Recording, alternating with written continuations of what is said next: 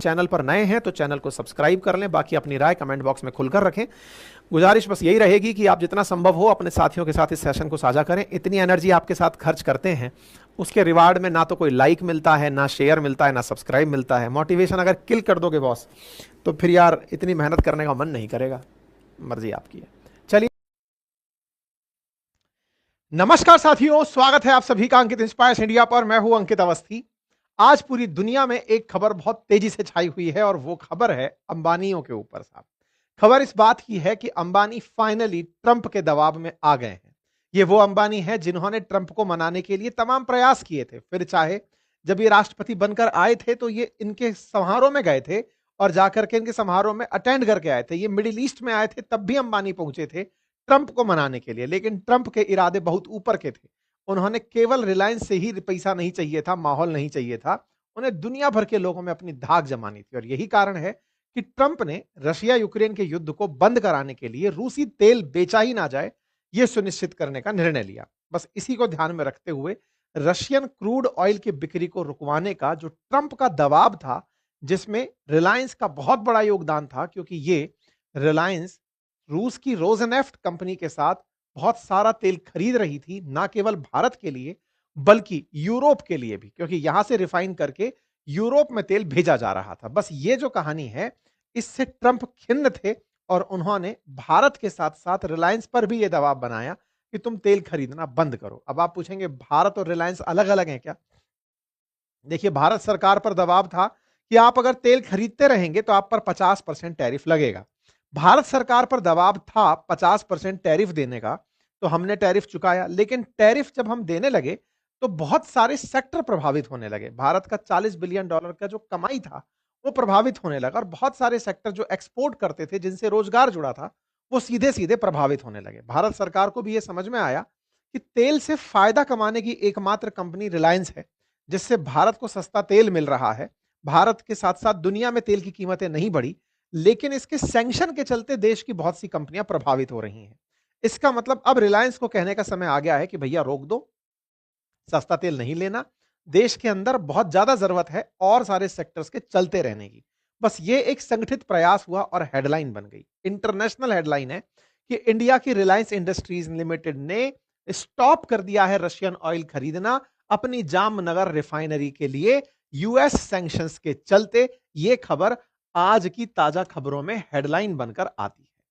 यहां पर निकी एशिया लिखता है, इंडिया का Reliance stop importing Russian crude oil for refinery operations. ये आज की खबर के रूप में निकल कर आता है।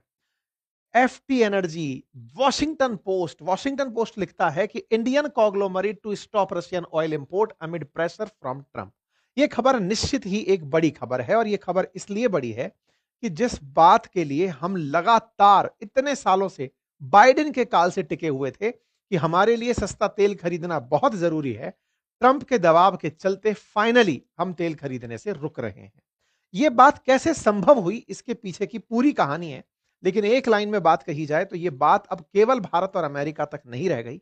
असल मायने में ट्रंप जिस तरह से पूरी दुनिया में अपने आप को सही सिद्ध करने के लिए, रशिया यूक्रेन युद्ध को रुकवाने के लिए रूस के द्वारा जो जिद पकड़ी हुई है कि मैं युद्ध नहीं रोकूंगा, यूक्रेन जो जिद पकड़कर चल रहा है कि मैं पीछे नहीं हटूंगा, अल्टीमेटली रूस के पास पैसा ना पहुंचे, यह सुनिश्चित करने के लिए ट्रंप का जो प्लान है कि इंडिया और चाइना तेल खरीदना बंद करेंगे, तभी रूस के पास पैसा जाना बंद होगा।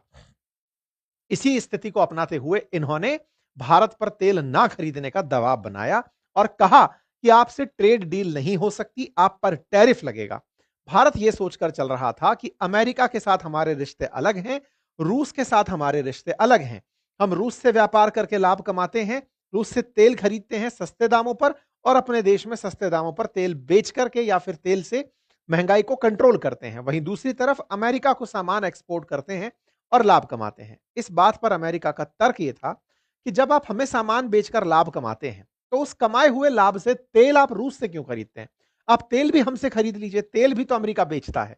अमेरिका ने यह बात का दबाव भारत पर बहुत डाला कि आप रूस से जो तेल खरीद रहे हैं, जिस पैसे का वो उपयोग हमारे ही खिलाफ कर रहा है, यूक्रेन के साथ युद्ध करने खत्म कर ही नहीं रहा है, आप उस पैसे से तेल हमसे ही खरीद लीजिए, तेल के विक्रेता तो हम भी हैं। इस तरह से हमारे सामने ऑफर दिया गया, लेकिन शुरुआती तौर पर हमने नहीं माना। हमें लगा कि पुतिन अपनी बात में डटकर खड़े रहेंगे। यूक्रेन के सामने पुतिन जितनी दृढ़ता से रहने वाले हैं, हमें लगा कि एक दिन भारत के साथ इनके जो रिलेशन है वो इतनी मजबूती में होंगे कि हम फायदे में एनी टाइम रहेंगे। लेकिन पुतिन भी ट्रंप के दबाव में कहीं ना कहीं झुकते चले गए। झुकते चले गए से क्या मतलब है? आज सैकड़ों ऐसे टैंकर्स हैं जो पानी के अंदर खड़े हुए हैं क्योंकि उन्हें डेस्टिनेशंस अलाउ नहीं कर रही हैं। मतलब अमेरिकी सैंक्शंस के चलते रूसी तेल अब बिना किनारों के तेल पानी में तैर रहे हैं। टैंकर्स तैर रहे हैं कि भैया कोई किनारा मिल जाएगा तो रुक जाएंगे, क्योंकि उन्हें कोई उतार ही नहीं रहा है, बुला नहीं रहा है। इसका मतलब इनका प्रभाव इन पर पड़ा, इनकी डिप्लोमेसी कारगर नहीं रही।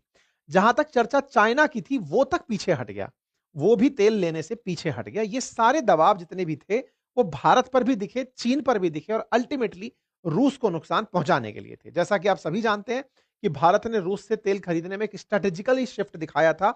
हमने बहुत तेल बेचा भी था यहां से रिफाइन करके। इस बात पर ही ट्रंप चिढ़े हुए थे और उन्होंने बार बार हमें इस बात के लिए दोहराया था। अमेरिका के अंदर जो यहाँ के ट्रेड सेक्रेटरी हैं, ट्रेजरी सेक्रेटरी हैं, उनका एक बयान बहुत वायरल हुआ था जिसमें उन्होंने ये कहा था कि एक समय था जब भारत रूस से 1% तेल खरीदता था, आज वो 42% तेल खरीदता है। इतना ही नहीं, वो तेल खरीद करके उसे रिफाइन करता है और उस रिफाइन किए हुए तेल से $16 बिलियन साल के कमाता है। ये एक ऐसा आंकड़ा था जिसे भारत में इतना खोलकर नहीं रखा गया था कभी। क्यों नहीं रखा गया था? क्योंकि हमें यही बताया गया था कि हम सस्ता तेल खरीदते हैं जिससे देश के अंदर महंगाई नहीं बढ़ती। लेकिन अमेरिका ने यह बात जब बाहर निकाली तो उन्होंने ये बात भी पब्लिकली बाहर निकाली कि भारत के कुछ अमीर घराने हैं जो इस लाभ को कमा रहे हैं। अब इसकी क्या कहानी थी? इसकी कहानी यह थी कि भारत रूस से सस्ता तेल खरीदता है। पहले 1% खरीदता था, आज 42% खरीदता है। लेकिन उस खरीदे हुए तेल का केवल भारत के लिए ही उपयोग नहीं करता, बल्कि उस तेल को रिफाइन करके, क्रूड ऑयल को रिफाइन करके ये यूरोप को भी बेचता है और यूरोप को बेच करके उससे मुनाफा कमाता है। मुनाफा असल में भारत सरकार नहीं कमा रही है, असल मायने में रिलायंस की ही एक रिफाइनरी है जो केवल एक्सपोर्ट करती है। रिलायंस ने अपनी जामनगर रिफाइनरी के दो भाग बनाए हुए हैं। एक भाग उसका केवल एक्सपोर्ट ओरिएंटेड है, यानी कि केवल वो बाहर व्यापार करती है, वो देश के अंदर माल नहीं बेचती है। तो इन लोगों ने क्या किया कि रूस से तेल खरीद करके उसे रिफाइन किया और उसे यूरोप बेचना शुरू कर दिया। यूरोप ने रूस के ऊपर पहले से ही सैंक्शन लगा रखा था कि हम तुम्हारा तेल नहीं खरीदेंगे। इन लोगों ने क्या किया कि उस तेल को रिफाइन करके कहा कि हमारा तेल है, खरीद लो साहब।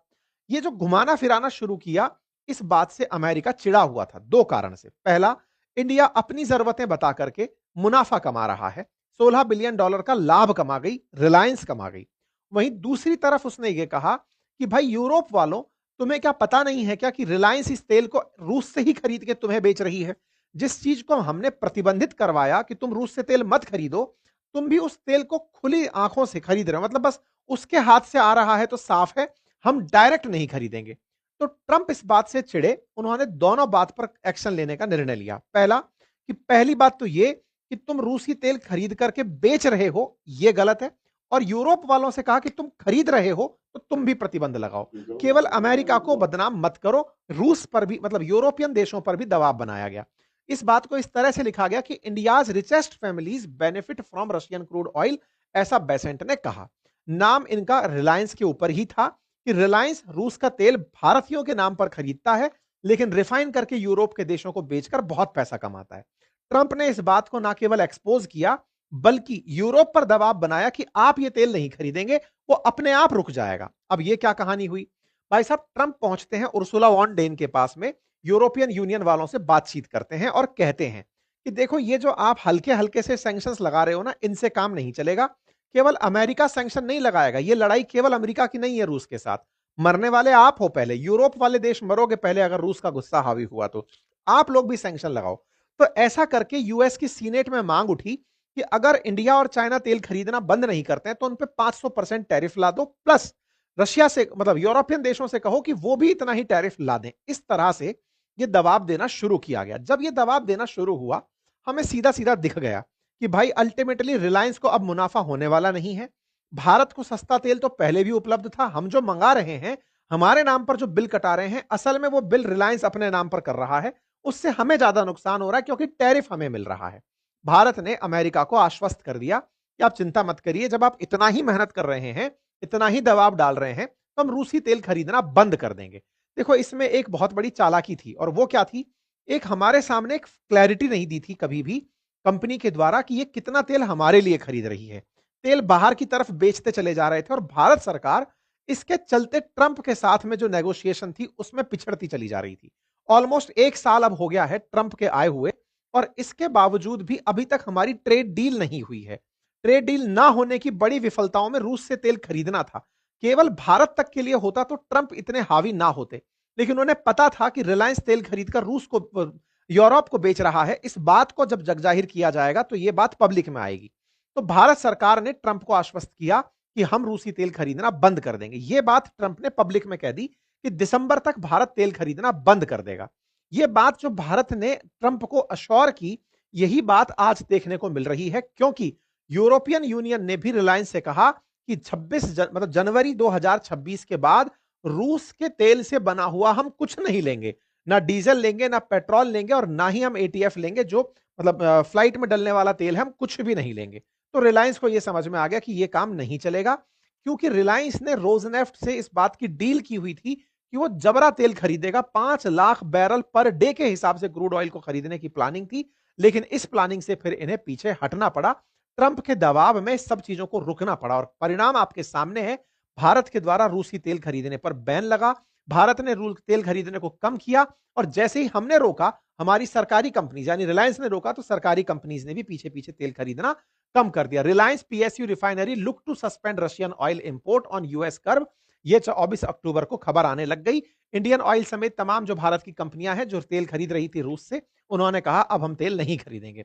तो कुल मिलाकर ट्रंप के सैंक्शन के चलते 66% तो रूसी तेल खरीदना अभी ऑलरेडी हमारा बंद हो चुका है। आज जो खबर है जो सबसे ज्यादा चल रही है वो ये कि 1 दिसंबर से बिल्कुल भी जो रिफाइनरी का एक्सपोर्ट वाला भाग है, यानी जहां से एक्सपोर्ट करती थी जामनगर रिफाइनरी, वो जीरो कर देगी। क्या जीरो कर देगी? रूसी तेल का रिफाइन करना जीरो कर देगी। वो रूसी तेल रिफाइन करके यूरोप को नहीं बेचेगी, बल्कि कहीं से भी खरीदे। हो सकता है गल्फ देशों से खरीद कर रिफाइन करके बेचे, जो भी करना है। यह खबर आज बड़ी बनकर के आई कि रशिया रिलायंस ने हॉल्ट कर दिया है oil import for only for export refinery. तो जिनका एक्सपोर्ट वाला भाग है, जो रूसी क्रूड को इंपोर्ट करके उसे क्लीन करके $16 बिलियन का लाभ कमाया था, उसे ये नहीं बेचेगा यहां से, क्योंकि जनवरी 2026 से यूरोप की तरफ से सैंक्शन लगने जा रहे हैं। बस ऐसा करते हुए रिलायंस ने 2 काम कर दिए। पहला, रूसी इंपोर्ट रोक दिया और अमेरिका की या यूरोप के सैंक्शन को मान लिया कि हां भाई, आपको बुरा लगेगा तो अल्टीमेटली जब आप खरीदार ही नहीं बचोगे तो फिर हमारे लिए तेल खरीदना किस काम का। मैं आपको बता दूं, वर्ल्ड लार्जेस्ट रिफाइनरी में जामनगर रिफाइनरी आती है, प्राइवेट ओन्ड रिफाइनरीज के अंदर। और यह रिफाइनरी ना केवल बाहर के लिए बल्कि देश के लिए भी ऑयल रिफाइन करती है। लेकिन देश के लिए ऑयल रिफाइनिंग अभी भी जारी रहेगी। अभी उसके लिए रूसी तेल आता रहेगा, लेकिन चूंकि 66% तक खत्म हो चुका है, थोड़ा बहुत जो आ रहा है वो पहले के एग्रीमेंट के अकॉर्डिंग आता रहेगा। कुल मिलाकर के एक बहुत बड़ा काम ट्रंप के सैंक्शन के दबाव में हो गया है। अब सवाल यह बनता है कि ट्रंप ने साहब अपने धमकाने से कहिए, टैरिफ के डर से कहिए, जिस भी रूप में कहिए, वो रिलायंस को दबाव में लाने में कामयाब हो गया। अल्टीमेटली भारत सरकार का कन्विंस होना, रिलायंस का कन्विंस होना, सब हो गया। क्या अब हमारे बीच में कोई ट्रेड डील संभव है? तो देखिए, अल्टीमेटली अमेरिका भारत के साथ ट्रेड डील करना चाहता है, लेकिन उसकी अपनी शर्तें हैं कि मेरी असल में जो बेइज्जती हो रखी है वो रशिया यूक्रेन युद्ध के चलते हो रखी है। तुम ही लोगों ने उस रशिया यूक्रेन युद्ध पर मेरे द्वारा कुछ ना कराने पर मजाक बनाया। अब रशिया यूक्रेन में रुकवा नहीं पा रहा हूं तो उसका तरीका तुम ही बनोगे। तुम तेल खरीदना बंद करोगे तो ही वो युद्ध रुकेगा। और ये बात भी है, जिस समय ये बात आप कर रहे हैं उसी समय ट्रंप ने 28 सूत्रीय प्लान निकाल के दे दिया है यूक्रेन को। रूस को भी दे दिया है, यूक्रेन को भी दे दिया है। रूस से कहा है कि सारी जमीन तुम भी नहीं छोड़ोगे, यूक्रेन से कहा तुम्हें कुछ जमीन छोड़नी पड़ेगी। 28 सूत्रीय मांग दी है, मैं आपको उसके ऊपर अलग से एक सेशन करके दूंगा। लेकिन फिलहाल चर्चा इस बात की है कि अमेरिका के दबाव से रशिया यूक्रेन युद्ध रुकता हुआ अब लग रहा है, जब भारत ने तेल खरीदना रोक दिया है। भारत तेल खरीदना रोकेगा, इसका एडवांटेज हमें ट्रेड डील के रूप में मिलेगा और ट्रेड डील के रूप में भारत अमेरिका के बीच की ट्रेड डील से हमारे फिर से व्यापार के मार्ग खोलेंगे। अब यहां पर एक बड़ा सवाल आता है, क्या भारत का अमेरिका से दबाव में रहना सही था? तो जवाब है, सही और गलत का निर्णय इस आधार पर लिया जाए कि पूरी दुनिया में जो अमेरिका से व्यापार करने वाले देश हैं, उनमें से कौन सा ऐसा देश है जिसकी अपनी चली ट्रंप के सामने? आंसर है, एक भी देश नहीं बचा। कोई भी देश ऐसा नहीं था जो अपनी जिद मनाने में कामयाब हुआ। चाइना और रूस से बहुत ज्यादा उम्मीदें थी। चाइना सेकंड लार्जेस्ट इकोनॉमी था और रशिया सेकंड पावरफुल कंट्री। दोनों ही देश ट्रंप के सामने नहीं खड़े हो पाए। ऐसे में भारत को केवल अपॉर्चुनिटी तलाशनी चाहिए, बजाय इसके कि किसी एक घराने को लाभ हो रहा हो, जिसके टैक्स के लाभ को हम अपना लाभ मान रहे हों। बजाय उसके अगर भारत के ओवरऑल एक्सपोर्ट बढ़ते हैं, यह भारत के लिए लाभदायक होगा। रिलायंस के लिए अपनी साख को बचाए रखना जरूरी है, क्योंकि ट्रंप के पास बहुत से हथकंडे हैं। जैसे अडानी के ऊपर हिंडनबर्ग अपनाया था, ऐसा ये इसके ऊपर भी कुछ अपना तो सकते ही हैं। कुल मिलाकर के रिलायंस तो अपना पांच बचा करके निकल लेगी। भारत सरकार को आवश्यकता है कि ट्रेड डील करके एक्सपोर्ट्स में नई एवेन्यूज को तलाशे, देश को एक और ऊंचाई तक लेकर जाए। और मुझे ऐसा लगता है जिस दिन भारत और अमेरिका की ट्रेड डील होगी, भारत का स्टॉक मार्केट एक नई ऊंचाई छुएगा, क्योंकि ट्रंप के सैंक्शंस ने बाजार को बहुत गिराया था। जैसी ट्रेड डील होगी तो वो एक नई ऊंचाई फिर से छुएगा। बाकी आप लोग इस विषय पर क्या सोचते हैं, अपनी राय जरूर कमेंट बॉक्स में बताइएगा। चैनल पर नए हैं तो सब्सक्राइब कर लीजिए। अपनी राय कमेंट बॉक्स में जरूर रखिए। बाकी अपडेट्स के लिए चैनल पर जुड़े रहिए, मैं आपको नए अपडेट्स देता रहूंगा। और हां, अगर आप ट्रेडिंग करना चाहते हैं, स्टॉक मार्केट में एंट्री करना चाहते हैं, तो डीमैट अकाउंट फ्री में खुलते हैं। उसका लिंक मैंने कमेंट बॉक्स में दिया हुआ है। स्टॉक मार्केट और म्यूचुअल फंड से रिलेटेड कोर्स मेरे अपनी पाठशाला बातें बाजार की एप्लीकेशन पर उपलब्ध हैं। आप उन्हें वहां से एक्सेस कर सकते हैं। Thank you so much.